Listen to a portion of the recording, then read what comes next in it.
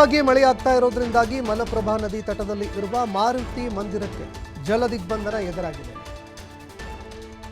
ತೀವ್ರವಾಗಿ ಮಳೆಯಾಗ್ತಾ ಇರೋದ್ರಿಂದಾಗಿ ಒಳಹರಿವು ಹೆಚ್ಚಳವಾಗ್ತಾ ಇದೆ. ದೇಗುಲದ ಗರ್ಭಗುಡಿಗೆ ನೀರು ಪ್ರವೇಶ ಮಾಡಿದೆ. ಖಾನಾಪುರ ತಾಲೂಕಿನ ಹಬ್ಬನಟ್ಟಿ ಗ್ರಾಮದಲ್ಲಿ ಇರುವ ದೇವಸ್ಥಾನ ಇದು. ಆಂಜನೇಯ ಸ್ವಾಮಿ ವಿಗ್ರಹ ಭಾಗಶಃ ಮುಳುಗಡೆಯಾಗಿದೆ.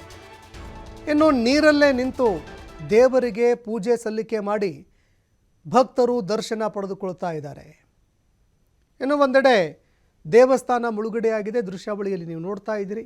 ಇದರ ನಡುವೆ ಪೂಜೆ ಮಾಡಿ ಆರತಿ ಮಾಡಿ ಅದಾದ ನಂತರ ಭಕ್ತರಿಗೆ ದರ್ಶನ ಮಾಡೋದಕ್ಕೆ ಅವಕಾಶ ಕೂಡ ಮಾಡಿಕೊಡಲಾಗ್ತಾ ಇದೆ.